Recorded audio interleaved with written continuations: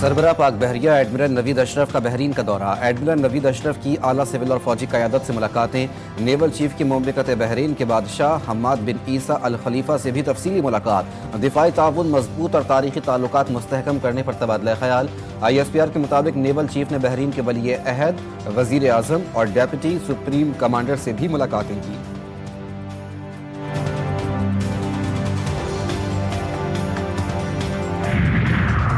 मुल्क भर में कल से इंसदाद पोलियो मुहिम का आगाज। वजीर आज़म शहबाज शरीफ ने कहा कि पाकिस्तान में पोलियो का खात्मा करना होगा।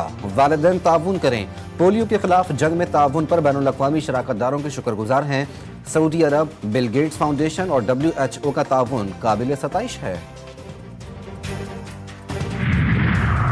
और स्पीकर सरदार अयाज सादिक की ज़ेर सदारत कौमी असम्बली का इजलास कल शाम 5 बजे होगा। वज़ीर दाखिला Mohsin Naqvi Pakistan land port authority bill 2024 कौमी असम्बली में पेश करेंगे।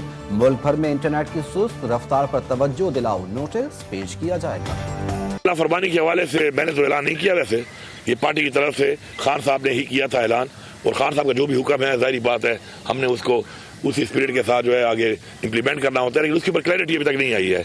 तो हम वेट कर रहे हैं, जब क्लैरिटी आ जाएगी किस तरीके से करनी है, कैसे करनी है, तो जब क्लैरिटी आ जाएगी तो इंशाल्लाह करेंगे। फिर वज़ीर आला खैबर पख्तूनख्वा की हुकूमत को फिर धमकियां। बानी PTI की रिहाई का मुतालबा। अली अमीन गंजापुर कहते हैं नून लीग और पीपल्स पार्टी ने मुल्क को नुकसान पहुंचाया, इनका वो अंजाम होगा ये तारीख का हिस्सा बन जाएंगे। सिविल नाफरमानी की तहरीक का ऐलान बानी PTI ने किया, वो जो फैसला करेंगे उस पर अमल किया जाएगा। KP में काम हो रहा है तभी तो हमारा वेन्यू बढ़ रहा है। दहशत गर्दों को हमने रोका हुआ है, हम कुर्बानी दे रहे हैं।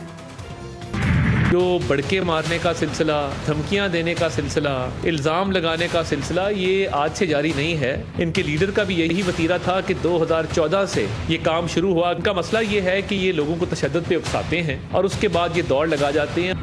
अली अमीन गंडापुर जितनी भड़के मार लें उनकी हर कॉल नाकाम होगी। PTI की अगली कॉल का इंतजार कर रहे हैं, फाइनल कॉल की तरह ये भी नाकाम होगी। विफाकी वजीर इत्तलात अता तारड़ का गंडापुर को जवाब, कहा PTI की कभी पुरअमन एहतजाज की कॉल नहीं रही। तशद्दुद शरपसंदी का सिलसिला 2014 से जारी है। गैर मुल्की मीडिया की गुमराह कुन आगाही का हकीकत से कोई ताल्लुक नहीं। तहरीक इंसाफ ने लाशों का भी झूठा प्रोपेगेंडा रचाया। एक सूबे में हुकूमत करने वाली पार्टी बार बार विफाक पर हमला आवर हो रही है। वजीर आजम के मुशीर बराए सियासी उमूर राना सनाउल्लाह की PTI पर कड़ी तनकीद। कहा नौजवानों को सिर्फ ये सिखाया गया कि मुखालिफ सियासतदानों को देख कर गालियां दें। 2018 में खिदमत के बजाय गाली की सियासत को जगह दी गई। मुल्क से नफरत की सियासत का खात्मा करना होगा। हुकूमत में रह जाना जरूरी नहीं होता, हुकूमत में रहते हुए काम कराने जरूरी हैं। MQM के चेयरमैन डॉक्टर खालिद मकबूल सिद्दीकी कहते हैं कि गवर्नरशिप हमें खैरात में नहीं मिली थी, अब जो भी गवर्नर आएगा वो फंस जाएगा। हुकूमती इत्तेहादी पीपल्स पार्टी को तहफ़्फ़ुज़ात। चेयरमैन सेनेट सैयद यूसुफ रजा गिलानी कहते हैं सियासी मसाइल का हल मुज़ाकरात हैं। पीपल्स पार्टी वफाकी काबीना का पहले भी हिस्सा नहीं थी और आइंदा भी नहीं होगी। हमसे जो तहरीरी मुआहदा हुआ उस पर अमल दरामद किया जाए। जब कोई हतमी बात होगी तो सबको आगाह किया जाएगा।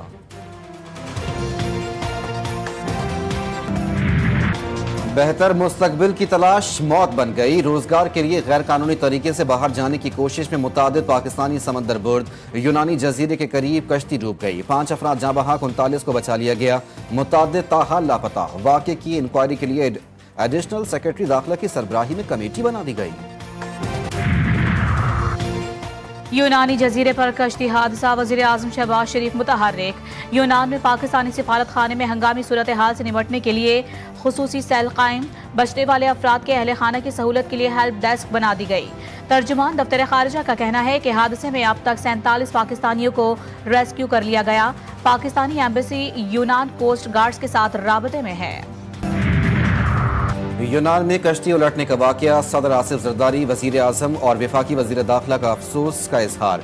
शहबाज शरीफ की घिनौने फैल की रोकथाम के लिए इकदाम की हिदायत। कहते हैं इंसानी स्मगलर गरीब आवाम को सुनहरी ख्वाब दिखाकर उनसे पैसे बटोरता है।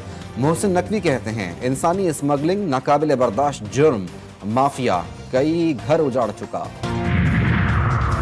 یورپی یونین وزرائے خارجہ کی شامی علاقوں پر اسرائیلی قبضے کی مذمت، شام کی علاقائی سالمیت کی حمایت کا اعادہ، اردن میں عرب ممالک، امریکہ، ترکیہ اور دیگر کا اجلاس، اسرائیل سے شام سے افواج نکالنے کا مطالبہ، شام کی تعمیر نو کے ہر مرحلے میں عوام کے ساتھ کھڑے ہیں، امریکہ، اردن کے وزرائے خارجہ کا عزم۔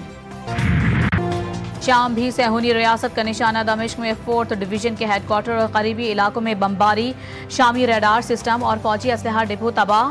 روسی فوج نے شامی صوبے لتاکیہ میں ایئر بیس پر فوجی سامان سمیٹنا شروع کر دیا۔ اپوزیشن رہنما احمد الشعراء کہتے ہیں کہ اسرائیل کو خبردار کرتے ہیں شام پر حملے بند کر دے، تنازع نہیں چاہتے، شامی عوام جنگ سے تھک چکے ہیں۔ دہشت گرد اسرائیل مذموم عزائم سے باز نہ آیا، غزہ میں اسکولوں اور گھروں پر بمباری، 52 افراد شہید، شمالی غزہ اور خان یونس میں پناہ گزینوں کو نشانہ بنایا، شہریوں کے ایک گروپ پر ڈرون حملے، 2 افراد شہید، بیت لاہیہ میں عمارتوں کو دھماکے سے اڑا دیا، اسپتال پر بھی گولہ باری، ایمبولنس تباہ، متعدد افراد زخمی، نصیرات کیمپ کے ملبے سے مزید لاشیں برآمد۔ فلسطین میں اسرائیلی قتل عام کے خلاف لندن کی پارلیمنٹ اسکوائر پر ریلی، شرکا کی اسرائیلی مظالم کے خلاف زبردست نعرے بازی، جنگ بندی اور اسرائیل کو اسلحے کی فروخت بند کرنے کا مطالبہ۔